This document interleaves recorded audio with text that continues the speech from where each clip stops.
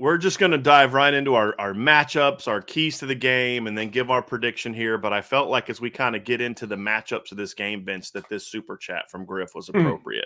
Yes, it is. We're learning about regression today in my statistics class. Crazy that the Notre Dame offensive line under Jeff Quinn is part of the curriculum. Wow. I kind of feel like he's being sarcastic there. I don't think he's being serious. I'd be I curious hope to know I if would he is, give but a lot of props to the professor. I would actually have, yes, true, but I would have even more respect for Griff if they're actually not talking about that, because that's hilarious. The props for Griff go away and they go to the professor if this really happened. So awesome. That's some stuff great. I can see you doing in your class, like if you're doing like a strategy class. So no question. Appreciate the super chat though, Griff. But Vince, let's dive into the matchups of this game. I think this is the thing that, because of my feeling that since this is a lot like I view Notre Dame games in the past, like against Alabama and not 2012, but like not comparing to 2012 because there was a bigger gap. But I'm making the point that in that game, I've made this point against Clemson in 2018. I've made the point that I think Notre Dame 1-5 can hang with anybody. The thing that separated Notre Dame in the past is that 6 through 20, they weren't on the same level as the elite teams. Yeah. You know, because you think of that 2012 team, you had Tyler Eifert, you had Stephon Tuitt, Lewis Nix, Zach Martin, Chris Watt. You had some individual players that were just special. But Alabama had like 13 of those guys. Notre Dame had like 5. Right? Oh, 6, Manti. This is kind of how I feel about this matchup. I feel like Cincinnati with their top couple guys with Myjai Sanders and Ahmed Gardner and even Desmond Ridder to a degree, just from a physical tool standpoint, he's really good. There's some individual players that you're like, man, these guys are really good. But then you look at it from, 5 through 20 and you're like, okay, Notre Dame has like every advantage there. And so that's what, to me, what makes some of these individual matchups of the good on good so important to this game. No question. So I do want to grab this real quick too, Vince. Huge super chat from Lucas Chapman, man. Appreciate you, Lucas. Thank you very much. I wonder if Lucas is in the brigade of people who made a ton of money off Vegas last week. I can't tell you how many Notre Dame fans I know that are just like had such great weeks of just happiness because of they bet on Notre Dame. I hope it continues. I'm hoping it continues. I mean, as they do in my daughter's class. Dumbledore clap. Notre Dame Nation got a lot richer last week thanks to Vegas. No doubt about it. So especially, I don't know about Notre Dame Nation. Irish Breakdown Nation, IB Nation, who listened to our shows for months saying Wisconsin ain't that good, made a lot of money. I don't know about the rest of Notre Dame Nation. I know that IB Nation. That's great. But Lucas says, I just can't see how Cincinnati's offense will stand up against Notre Dame's defense. I can realistically see a very similar Notre Dame defensive recruiting effort in this game. I truly believe there's more wiggle room for Notre Dame's offense to actually run the ball. Cincinnati's QB's talking smack. LOL. Yeah, that was a dumb move. Talk about poking the bear, man. So let's dive into the first part of his matchup though, Vince. I want to start with the Cincinnati offense and the Notre Dame defense. And Kenny Moore's like, Lucas is bringing it today. Right? I love it. Yes. Yeah. We appreciate you. We appreciate you. So this is the matchup to me that is, we talked about this yesterday, Vince. You weren't with us. And that's why I want to start off with this, because I want to give you a chance to kind of talk about this matchup because you didn't get to yesterday. This is the good on good matchup of this game, in my opinion. Cincinnati's got a really good offense. At least they have so far. Sure. Notre Dame's got a really good defense. Notre Dame's trending in a little different direction, whereas Cincinnati's kind of regressed. Their offense has kind of looked a little bit like Notre Dame's, really good in the opener. Okay, game 2. By game 3, the 38 points is very misleading that they scored against Indiana. It's kind of like the 41 points that Notre Dame scored against Wisconsin. Yeah. So let's begin, Vince, with a couple. What are the two, when you look at this matchup and you break down the film? I know you have. I know you've looked at the film from this year and last year. When you look at this matchup, what's the first two matchups that you look at and say, these two matchups I feel the most confident in when it comes to Notre Dame being successful when it comes to the Notre Dame defense against the Cincinnati offense? Well, look, I'm gonna. I guess this is kind of tooting my own horn, but I'm doubling down on it here. I'm going with Cam Hart versus whoever he's lined up against. I really feel like Cam Hart has taken a step in the right direction continuously each game, right? But he just hit a crescendo, obviously, last week against Wisconsin. I thought his anticipation of those routes was impressive. It wasn't just an athletic move to intercept those balls. It was a knowledge move, right? Like he read it, Right. he stepped in, he made those plays. I think he's physical in the run game. I think he's getting better and better in the pass game. I love what Cam Hart's doing. I think we've just, scratched the surface for who he can be in this defensive backfield. I think obviously Kyle Hamilton is the leader back there, but Kyle Hamilton's not going to be there next year. So who's going to be that leader moving forward? I think number 5 has a great shot at being that guy, and I love what he's doing. And so I'm going to double down on Cam Hart, and I'm going to say I'm confident that whoever he's matched up against, he's going to have some success. And that's going to be at different guys at different times. It's going to be Tyler Scott. And this is why Vince didn't go right. Yeah. It's going to be Tyler Scott. It's going to be Jadon Thomas. It's going to be Michael Young. It may be Trey Tucker at times. It's going to be different guys at different times. And I agree because he's, especially now that he's playing the field. And I'll tell you, it's kind of funny. I know football, right? I mean, this is what I do, right? Right. And if you'd have told me this summer, hey, what do you think about moving Cam Hart to field corner? I'd have been like, nah, no. Right. I just thought of why he's such the perfect boundary corner. But then I'm like, okay, so this is, as I said earlier this week, this is why Marcus Freeman got paid a snot load of money to not go to LSU. Because I wouldn't have thought this would have worked. Right. But if you look at it, the first 2 games he's playing boundary, he has 0 pass breakups, 0 passes defensed. Part of it is because they're not thrown at him. Right. And then they move him to the field corner, and the first 2 games he has 4 passes defensed, 2 breakups and 2 picks. One of his breakups leads to a DJ Brown interception. So 3 of his 4 breakups in the last 2 games have led to interceptions, which is I want to share an amazing stat. So you want to talk about how good this defense has been, and it's the game the last quarter and a half against Florida State has really masked how good this defense has been this season, in my opinion. And the 2 big plays against Toledo. Notre Dame has 3 games, 3 of their 4 games this year, they've had at least 2 interceptions. The last time Notre Dame had at least 3 interceptions in a game for an entire season was 2014. They did it once last year. Like, they have not had 3 games with multiple picks in since 2014. Yeah. I mean, that's a really impressive number. And then when you look at the picks, they're not fluky. They're guys making plays. They're not. When I say fluky, it's like ball bounces off of a receiver's hands and goes up. You know what I mean?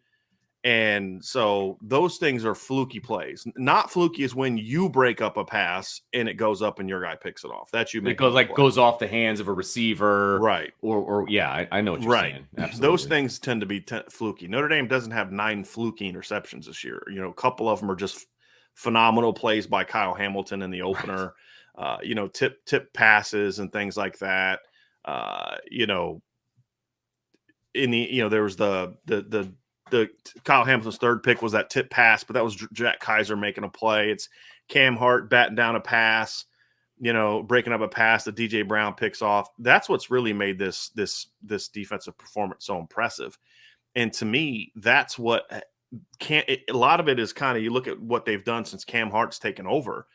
That's, to me, it's like, that's the kind of coaching moves that you're like, okay, that's why you are why you are who you are. You know what I mean? Yeah, looking at it just from our perspective, right? And you look at what makes a good boundary corner: physicality, size, length. Cam Hart has all of those things, right? And so it was puzzling to me at first, but then it's like, okay, you're going to put your perceived best corner in a position to make more plays. And that's exactly what's happened. I would have never guessed it, and you're right. It's why he's going to the bank a few more often, more often than you and I are, because he can make those decisions and he sees what his guys can do. He put Cam Hart in a position to make plays, and he has rewarded Marcus Freeman with that decision. And Right. Coach Mickens, I'm sure it was a collaboration, right? But those guys made a tremendous decision. It made a lot of sense now that we see what has happened, and I think it's working out great. And so we'll see how it plays out. Obviously, over the next 8 games, hopefully 10. Right. But it's been a great move so far. And I love me some Cam Hart, man. So like I said, I'm doubling down on this young man. And to your point, back to this specific matchup, I think Cam Hart's important because they're going to throw bubbles. They're going to throw screens. They're going to throw a quick game. They're going to attack when you've got a big arm quarterback. Yeah. And when you've got a big arm quarterback like Desmond Ridder, you can make throws to the field that a lot of quarterbacks can't or won't make. Sure. And so that puts even more stress on Cam Hart in this game, and it puts more emphasis on why he needs to step up and have a big game, to your point. Is there another matchup that you look at, Vince, in this and say, boy, I feel really good about Notre Dame being able to control this matchup, and it's going to have an impact on the game? Yeah, I want to see the defensive line continue with what they were doing in the Wisconsin game, continue being dominant. So my matchup is the defensive line versus the offensive line. Because as with any offense, if you can get into the backfield and make plays like they were making against Wisconsin, it messes everything up, right? And, when we do our other matchup, I'll get into more specifics. But if they can disrupt things in the backfield like they did against Wisconsin, because we've seen it done, we know it can happen. If they can continue that, they're going to have so much success. I mean, it will breed success to the rest of the defense. Just like it did against Wisconsin. Linebackers are going to be able to flow. Corners are going to be able to do their thing because they're not going to have to cover as long. Safeties are going to be able to make plays. All of those different things all starts with the front. And if the front can be successful against this, frankly, I'll say it, an undermanned offensive line for Cincinnati, Notre Dame has better players. So if they can assert their dominance up front, it's going to be a nice long day for this offense for Cincinnati. I mean, I think you can just put Jason Ademiole against name a guard for whoever they're going to play as a key matchup for the rest of the season. No question. Look at this Vince is an offensive coach. I felt this for years. It's even more so now in the modern game because of how quick the ball comes out so much. If you get beat, if you win up the middle, whoever wins up the middle is going to win the battle of the lines. And we're going to talk about that probably when we talk about the other matchups too. Yeah. And so that's where Notre Dame has had so much success. And there was a comment earlier, Vince, about I want to find it here real quick about Howard Cross and essentially, if he has another big game, do you talk about maybe benching him, Kurt Hinish for Howard Cross? And I want to say no. You don't do that. That just speaks to how good this team is. When one guy goes down, reps, and things like that. But you're not going to bench Kurt Hinish. Here we go. Coach Steve, Howard Cross balls out again this weekend. Do you think he's earned the right to start over Hinish? No, because Kurt Hinish has played pretty good football as well. I just think what it does to me, Sam, as opposed to focusing on this guy should start. It's just, look, it doesn't matter who Notre Dame puts in the game up the middle. They've played well so far. That has to continue this week. Right. It doesn't always guarantee, current success doesn't always guarantee future success. You got to bring it. You got to have that same mentality, that same technique, that same focus, that same attention to detail every week. If they bring that this week, then I think they'll once again control the inside. And that, to me, is what throws off the entire timing of what Cincinnati wants to do. Yeah, in my opinion. To kind of go back to that comment, what I will say is the defensive line is different than a lot of positions, right? Just because one guy starts doesn't necessarily – I mean, yeah, it's an honor to start. Obviously, look, Hinish is a captain. He's going to start, right? Unless he's injured or he does something just absolutely atrocious for multiple games in a row, he's your starter. Now, which he hasn't done. Exactly. Right. And you can adjust reps. Right, you can bring Howard Cross in for more reps. You could dial down Kurt Hinish's reps if that is something that the coaching Which staff I sees. would do this week if he is eligible to play. I would Sure. not. He's dealing with a concussion. I would say, hey, Right. whatever your reps are, we're taking 10 of them off. Right. And If if not Howard 15, Cross is still right. doing his thing, And Jacob Lacey. you're and great. Jacob Lacey. Yeah. And Jacob Lacey. You divvy those up between those guys, Right. and you're good to go. Because you're going to need Kurt Hinish healthy in November. Oh, and especially in the postseason. At the very least, from a depth standpoint, at the very least, you need Kurt Hinish. The only way I wouldn't start Kurt in this game is if I sat down and had a talk with Kurt and said, hey, listen, we got to limit your reps. But we also don't want you not available for the fourth quarter. If we don't start you at the beginning of this game, then your rep number doesn't kick in until series 2 or 3. Then that's going to help ensure us that we have you for the fourth quarter. If you blow them out, which I'm just making a point, if you blow them out, then he doesn't have to play the fourth quarter. Then he just played 10 reps and he's getting his legs back and he's sure, getting healthier and healthier when you're talking about that concussion injury. So that's the only way I would do it. I mean, I would consider, but that just speaks to the depth that you have, that you can look at a fifth-year captain who's going on really his fourth year as a starter, because he started as a sophomore. He's one of those few guys. He's that whatever they call the super senior, right? He played 4 full seasons at Notre Dame. He's been a part of the rotation for 4 years, but COVID allowed him to come back. So technically he's a 4-year starter, and he's played good football last year, but there's one game we watched, was it Toledo or Purdue, where I just saw him a couple times and he got knocked off. Then you go back and break down the film and you're like, oh, actually he played pretty well except for a couple plays, which everybody has a couple plays. So he's been pretty good, but Vince, to your matchup point, that's just what speaks to the importance of this matchup. That's what makes this D-line so good, is you can take Kurt Hinish off the field and still be as good. You can put your quote unquote third string nose tackle, Jacob Lacey, in the game against Wisconsin on 4th and 1 and get a stop because of him. The depth is just, I know we've hammered it home many, many times, but the depth is so good up front, and that's what's going to carry this team. It just, Aiden Keanu Anna and Riley and Gabriel Rubio are playing 20 snaps a game in 2017. Right. Oh, absolutely. Where they are now. As a true freshman, Gabriel Rubio would have played 20 plus snaps a game. Aiden Keanu as a redshirt freshman in 2017 would have played a ton of snaps. They are that good. It just speaks volume. Yeah. Exactly. They're not playing because that's just how loaded Notre Dame is up front. I mean, I wrote an article about this earlier at Irish Breakdown, and I talked about how Mike Elson has just created a D-line factory.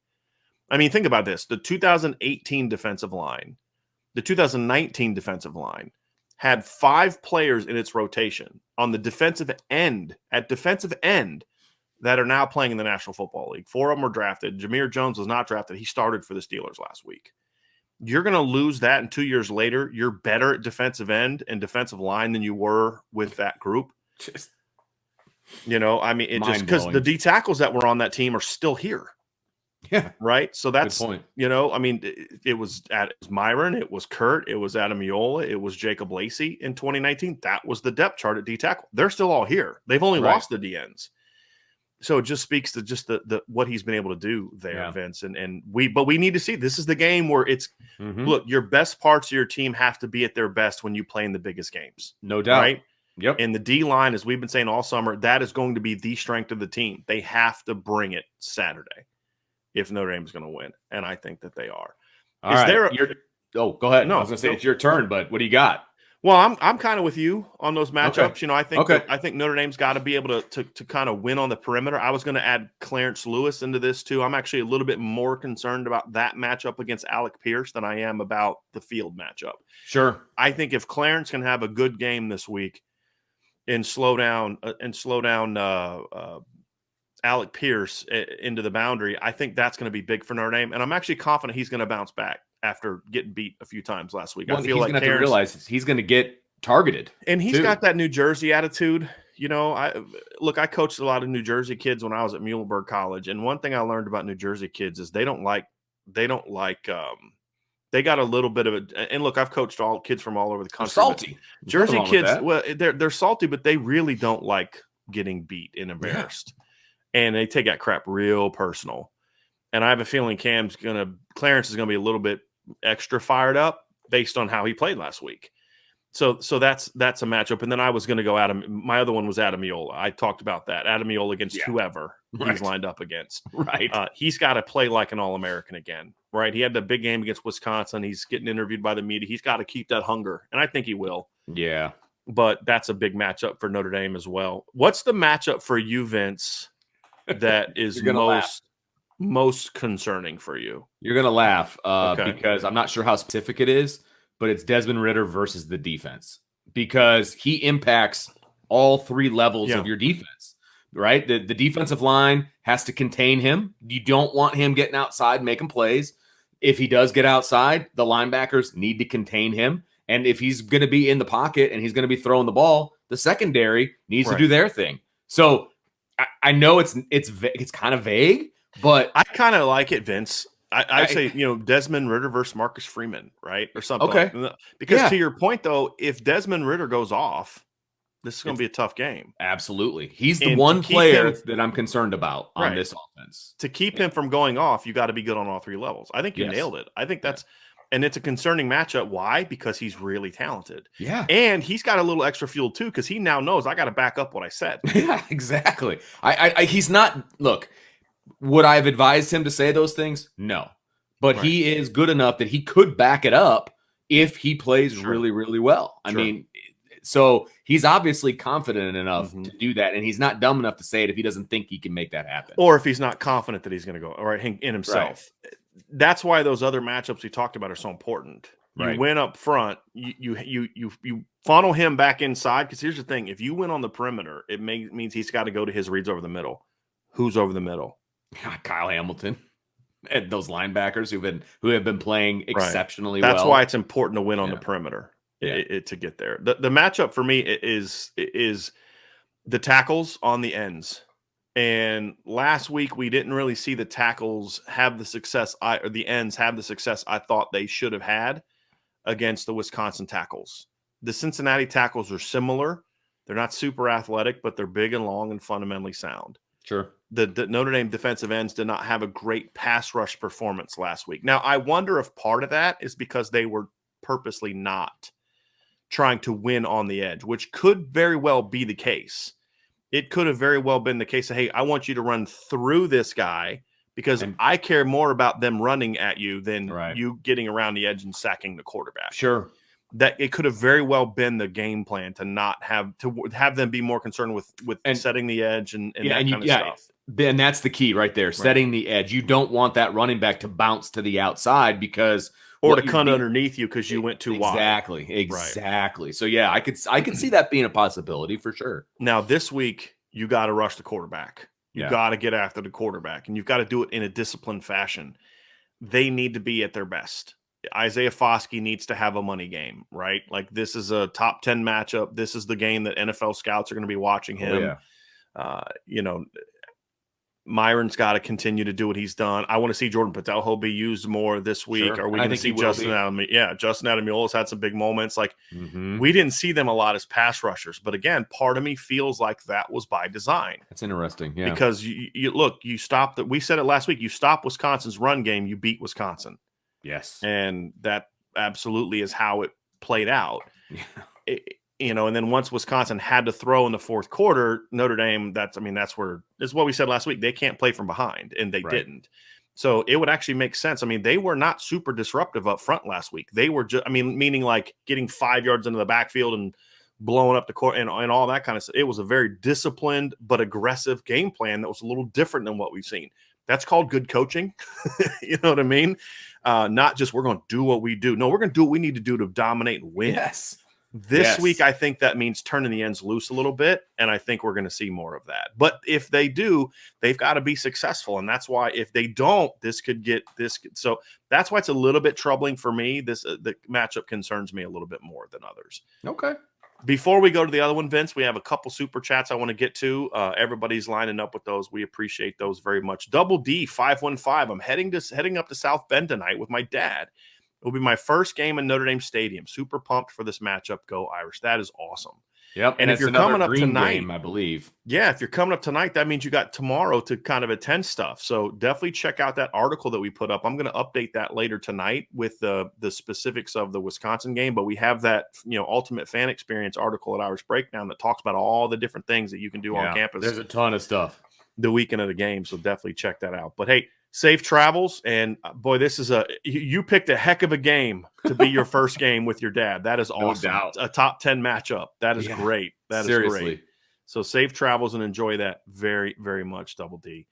Got a couple more up here. I think Ethan's the next one. I just want to make sure I didn't miss one before then.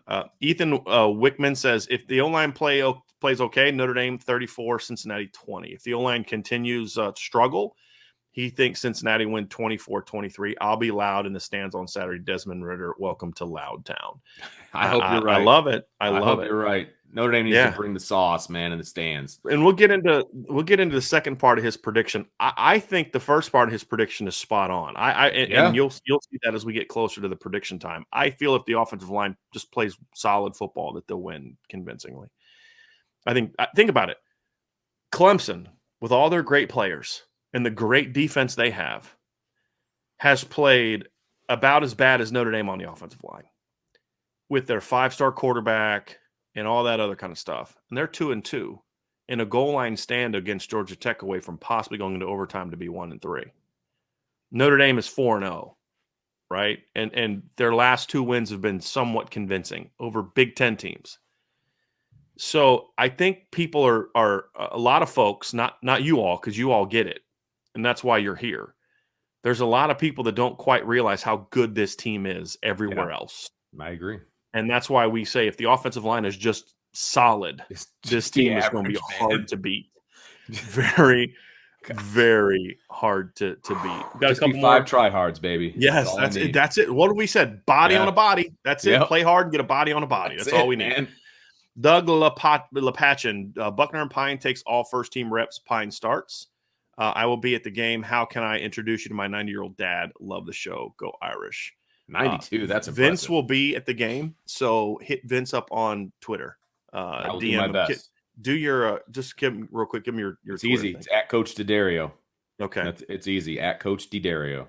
So hit Vince up. I will not be at the game, so I will try. I'll be getting there pretty close to kickoff, but I will be there for sure. Yeah, we've had some things come up this week in the Driscoll household that are going to make me have to be at home this week. But so unfortunately, I will not be there.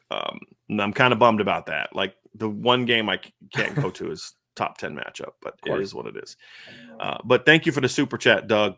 Thank you very much. Very much. Thank you, Doug. And then John A1 with the happy Thursday IB. Appreciate We're almost you, there. John. We're almost there. Yep, no question.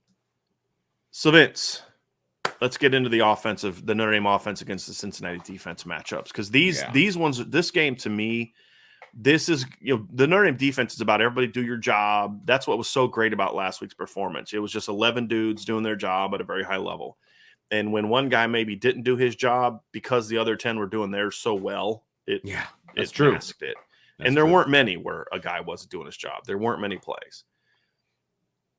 Offensively this week is going to be more and more and more about dudes being dudes, right? Like that Steve Adazio thing, right? The Notre Dame dudes have to step up, right? They need Kyron Williams to have a big game. They need Braden Lindsey, Kevin Austin, Chris Tyree, and I would say at the top of my list, Michael Mayer. Yeah. They need those guys to step up and play well and make those individual plays, because I don't know if they're good enough, even if the line plays okay, to consistently move the ball down the field, although they did it a little bit last week against Wisconsin, more than I thought they would. They had a couple sustained drives, like 3 sustained drives against Wisconsin that I didn't think they were capable of doing 3 times. First time they miss a field goal, right? Second time I think did they miss a field goal or they got a touchdown or made a field goal? I forget which one it was. And then the third time was when they were up 17-13, forced a punt. Drew Pine leads them down on like about a 7-play drive. Yeah. Converts the third down to Kevin Austin, and they go down and score. So, and again, I don't think Cincinnati's quite as good as Wisconsin is on defense. They're somewhat close, but they're not quite as good. So, but you're just not going to make a living against this kind of team with 9 8-play drives for touchdowns. You're going to have to make big plays, and I especially think that's true early. You've got to make big plays early, and I think that falls on who are your dudes. It's up. Kyron's got to make some plays, right? And he's got to avoid the negatives, That's the big thing he's got to do this week. Avoid the negatives. Michael Mayer's got to step up and make plays, Vince. Braden Lindsey has to finally, and I have an article I think just published about 5 minutes ago. I had it set to go up, I think, at 1 o'clock. Braden Lindsey's had some chances to go out and make some plays this year, and sometimes it's not his fault. Balls don't come or they're off base, but other times he's had chances and he hasn't made them. Braden Lindsey's got to step up this week and make those plays. He's a very important key to this. So to me, my number one key on offense and my number one matchup, so that means my number one matchup is those guys right there.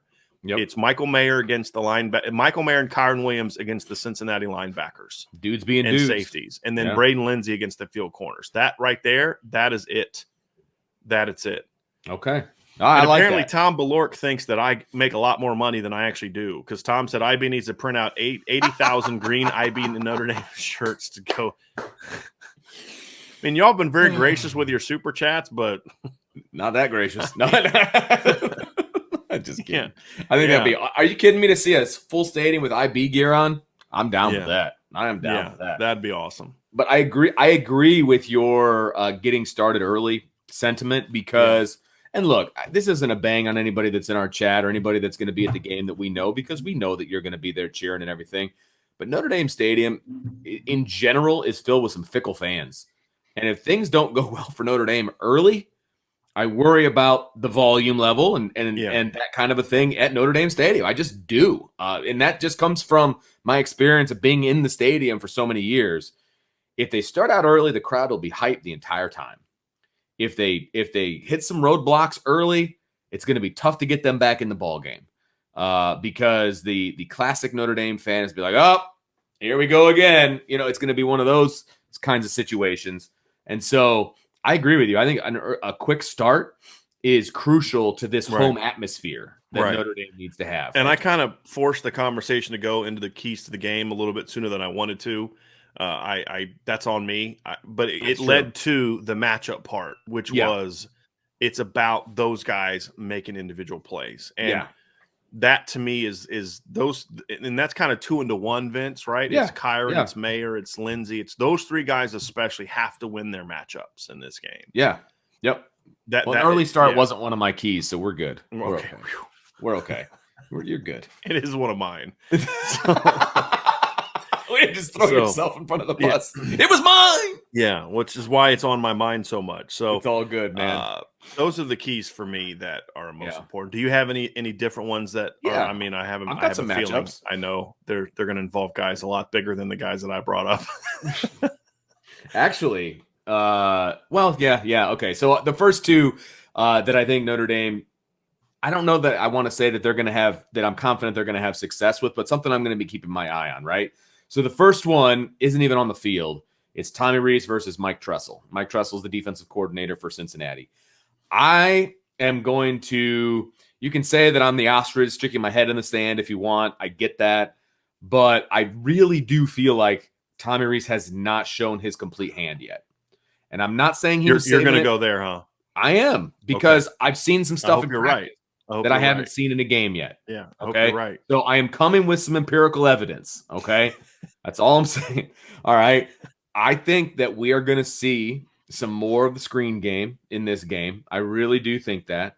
I just feel like we have, and you've been calling for it. We've been calling for it, right? Some reverses, some jet sweeps, some more motions, things of that nature. We've been calling for it. I think it's in the playbook. I need to see it. I think we've seen it in the past. So I am confident that we could see it now. And so it's Tommy Rees versus Mike Tressel. That's my first matchup. You're smiling because I just he just basically took on one of my keys to the game. So thanks a lot, Vince.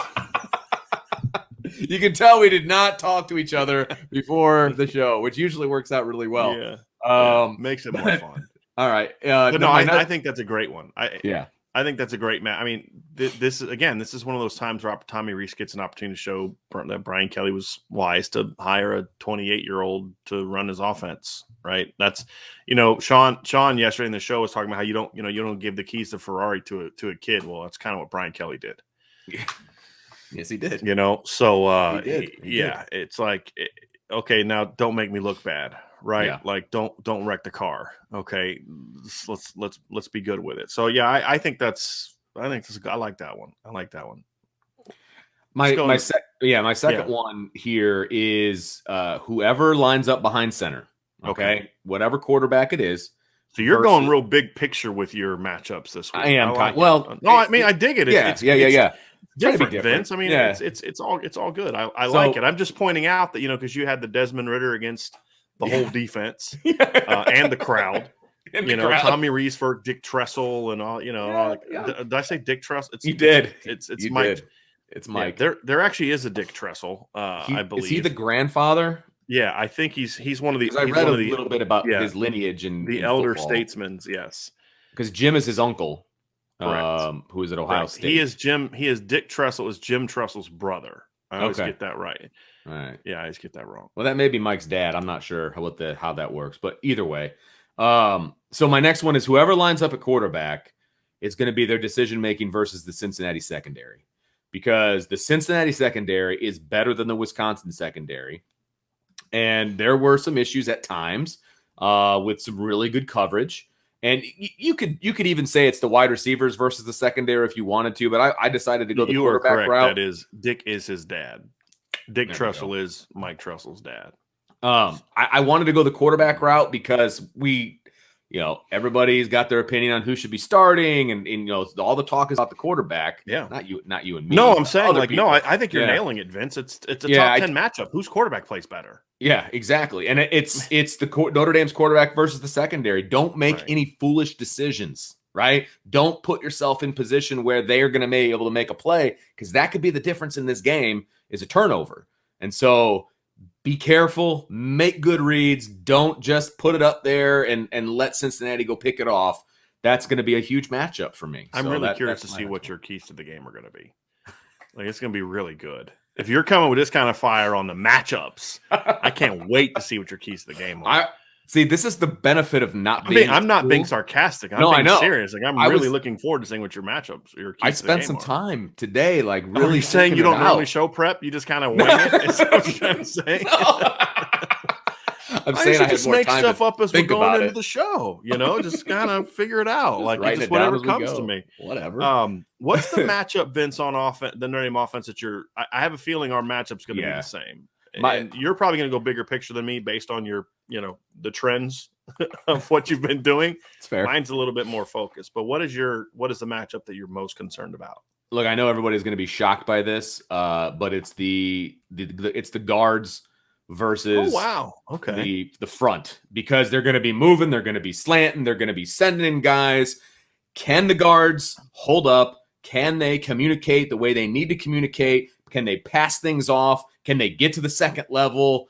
It's the guards. If the guards can play at a higher level, I think that translates to the rest of the offensive line. So the guards is my matchup. Whoever is coming into their gaps, whoever's coming at the guards, that's the matchup for me that is troubling and will go a long way to the outcome of this game. Yeah, if the guards play well, Notre Dame's going to win this game, I think. Mine was more of a little bit more zeroed in than yours, and it was them against the linebackers, because Cincinnati is as an odd front. They crash those linebackers a lot, especially like Darian Beavers and I think it's Joel DeBlanco. I think is how you say his last name, but they're real big physical kids. They come downhill a lot, and they will smash guards. And as passive as the Notre Dame guards have been in those instances where they kind of absorb that contact and get knocked back, that's real troubling for me in this particular matchup, Vince. So I'm with you. The guards, because again, what have we said? We try to be consistent here. If you get beat up the middle, you're going to have a hard time being successful against good football teams. It just is. And to me, those guys are that could be the kryptonite to Notre Dame in this game, is to play the guards. Mm-hmm. And the tackles, have been issues, but the tackles have been more just inconsistent from play to play. There's been some good moments, some bad moments. The guards have been just mostly not good. And that's why it's more troubling to me than the tackles, even more so. So they've got to play well, in my opinion. So that's my troubling matchup.